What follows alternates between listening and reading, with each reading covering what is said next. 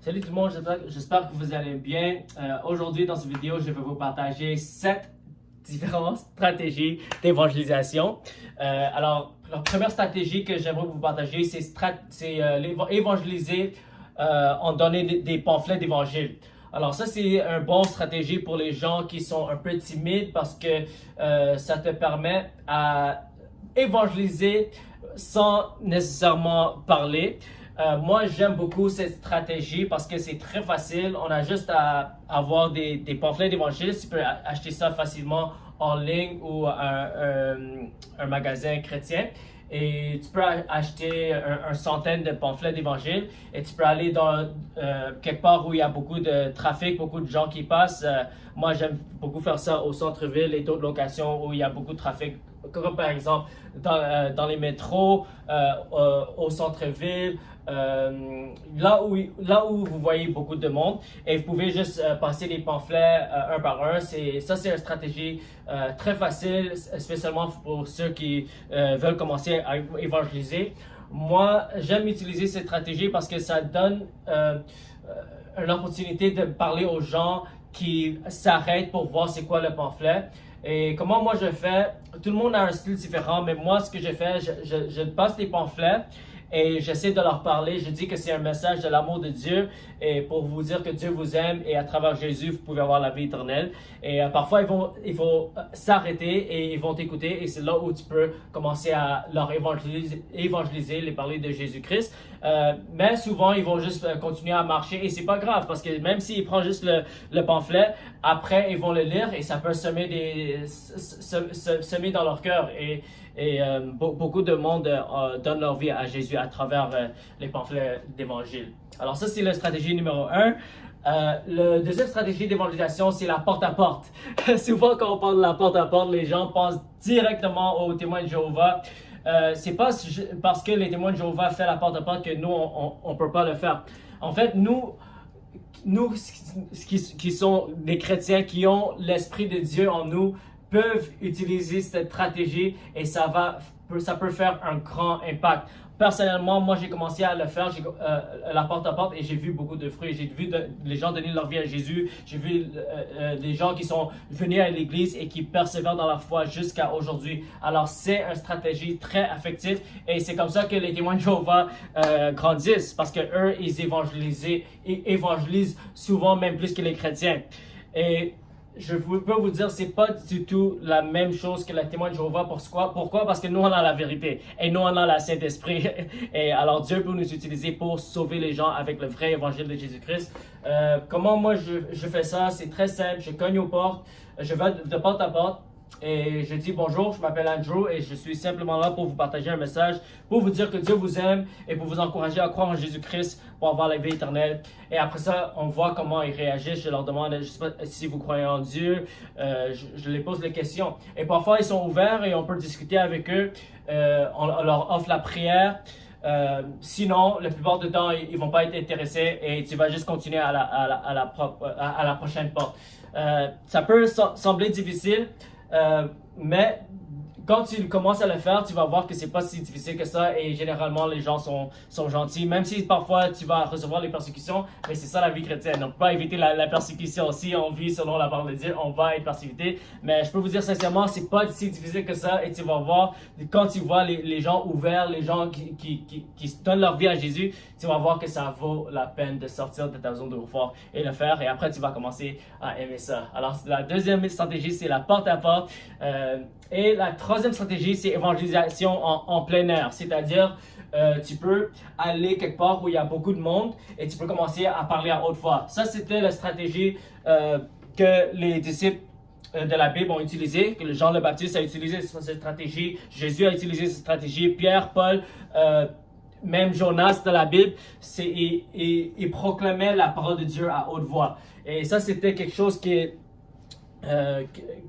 j'ai commencé à faire il y a quelques années et j'ai vu que ça porte beaucoup de fruits parce que les gens, c'est une manière de parler à plusieurs gens en même temps et quand tu parles à plus de gens en même temps, tu vas voir que plus de gens vont t'écouter et c'est comme lancer un filet dans la mer et tu attrapes les poissons qui sont là. Alors c'est une bonne stratégie parce que même si les gens sont comme loin de... Comme, on peut pas parler à tout le monde en même temps, tu vois. Mais si tu prêches la parole en haute voix, ça permet à tout le monde autour de toi à écouter le message. Et ceux qui sont réceptifs, parfois ils vont t'approcher et parfois ils vont donner leur vie à Jésus.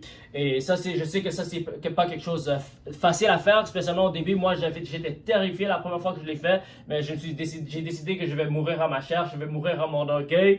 Et je suis parti au centre-ville, j'ai commencé à prêcher en voix. Et dès que tu commences à parler, c'est là que tu vas voir que le Saint-Esprit va prendre tout le contrôle et le peur va te quitter. C'est vraiment juste le début avant que tu prêches que tu as peur, mais quand tu le fais, tu vas voir que Dieu va t'utiliser puissamment. Et la première fois que j'ai fait, il y avait 2 gens qui étaient très réceptifs et ils ont accepté de donner leur vie à Jésus-Christ. Alors, je vous encourage vraiment de sortir hors de votre zone de confort, même si vous êtes timide. Moi, j'étais la personne la plus timide au monde, mais j'ai décidé quand même de le faire et Dieu s'est glorifié. Et aujourd'hui, je continue à faire cette stratégie et par la grâce de Dieu, j'ai pu impacter beaucoup de gens avec l'évangélisation en plein air. 4e stratégie que j'aimerais vous partager, c'est une nouvelle stratégie que moi-même j'ai commencé à utiliser et ça c'est évangélisation performance. Qu'est-ce que je veux dire? C'est comme tu peux utiliser tes talents, que ce soit l'art, que ce soit la musique, que ce soit le rap, que ce soit la danse. Tu peux utiliser tes dons pour évangéliser les gens. Par exemple, il y a certaines personnes qui utilisent la danse, ils vont faire une performance de danse et ça va accumuler une foule parce que les gens vont être intéressés. Et dès qu'il y a beaucoup de monde, c'est là que tu peux utiliser ces stratégies pour évangéliser les gens. Moi, personnellement, j'ai une amie qui s'appelle Charlène qui m'a encouragé à faire le rap, même si c'est pas mon spécialité. J'ai sorti hors de ma zone de confort et j'ai commencé à faire le rap dans les rues, dans les métros. Et ça a fait un bon effet parce que les gens sont ouverts et ils aiment les performances et ça prend leur attention et ça donne l'opportunité de prêcher l'évangile. Alors si tu as un don spécifique, si tu peux même faire des peintures, il y a des gens qui font des peintures dehors et ça intéresse les gens et utilisent cette stratégie pour évangéliser. Si tu fais le rap, tu peux utiliser cette stratégie. Si tu fais le chant, c'est une bonne stratégie aussi. N'importe quel don que tu t'as donné, tu peux utiliser ce don pour attirer les gens afin que tu peux leur prêcher l'évangile. OK? Je sais pas à quel numéro on est, 5e, 4e, mais c'est pas un ordre spécifique. Mais la prochaine stratégie d'évangélisation, c'est évangélisation de guérison. OK? Ça, c'est une très effective stratégie. C'est une stratégie très biblique que Jésus a fait, que les disciples ont fait. Ils ont guéri les malades. Ils ont prouvé que Dieu est vrai en leur guérissant. Et c'est comme ça que les gens ont donné leur vie à Jésus. Et si tu crois en Jésus, tu es qualifié pour guérir les malades parce que la Bible dit que les signes accompagneront tous ceux qui ont cru. Alors, si tu as cru, tu es qualifié pour imposer tes mains sur les malades parce que Jésus-Christ vit en toi et il veut vivre à travers de toi. Alors, tu es capable de guérir le malade. Alors moi, comment je fais ça? Quand je vois quelqu'un malade, je dis, je demande qu'est-ce qui s'est passé et est-ce que je peux faire une petite prière pour vous? Et souvent, ils vont dire oui. Alors je prie au nom de Jésus, je chasse toute douleur, je commande la guérison totale et Dieu leur guérit. Et quand ils sont guéris, ça ouvre la porte qu'ils soient réceptifs à la parole de Dieu. Alors n'ayez pas peur à imposer les mains sur les malades. Même si vous ne voyez pas toujours les résultats, il faut persévérer. Et le plus que tu mets la parole de Dieu en pratique, le plus de résultats tu vas voir. Alors simplement, approche les gens, demande-leur s'ils ont les maladies, s'ils ont besoin de la guérison et prie pour eux. Vous pouvez même aller dans les hôpitaux. Moi, je faisais ça avec mon équipe avant et on a vu beaucoup de gens guéris. La prochaine, je pense qu'on est en 5e stratégie, si je ne me trompe pas, c'est évangélisation prophétique. Et ça, c'est une stratégie très effective aussi. Évangélisation prophétique, on utilise cette stratégie par la puissance du Saint-Esprit. C'est-à-dire, on essaie d'écouter la voix de Dieu pour donner les détails spécifiques sur les gens. Et ça, c'est très effectif parce que ça choque les gens. Quand, par exemple, Dieu te révèle quelque chose sur quelqu'un qu'il ne t'a pas dit, ça leur choque parce que ça leur montre que Dieu leur connaît.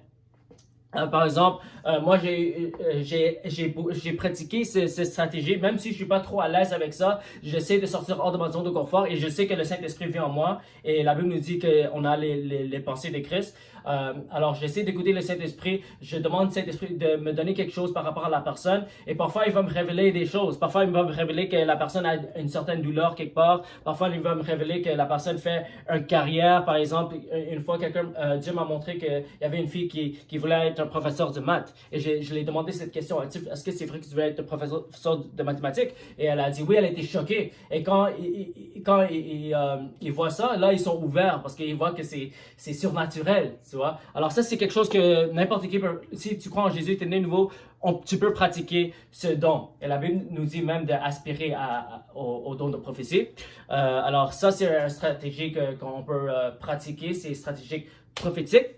Et la finale, la dernière, je pense, c'est... Mais tu vois, ça c'est 7 stratégies, mais je sais qu'il y a plusieurs stratégies et ils sont tous des bonnes stratégies, mais ça c'est juste pour vous donner des idées, ok?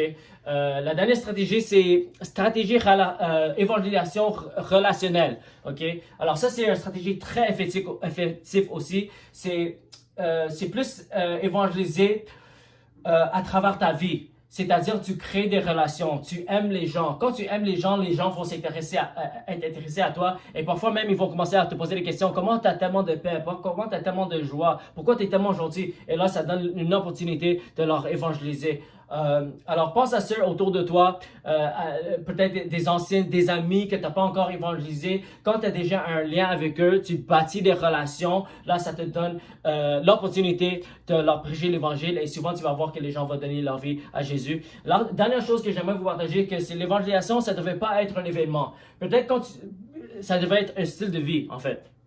Peut-être toi tu commences, ça peut être comme un événement parce que tu sors hors de ta zone de confort. Alors parfois comme tu vas aller évangéliser avec tes amis de temps en temps, tu vas aller passer des pamphlets. Peut-être ça peut sentir comme un événement que tu fais une fois par semaine, une fois par mois. Mais c'est important qu'éventuellement que l'évangélisation, ça doit être un style de vie. Ça doit être qui tu es.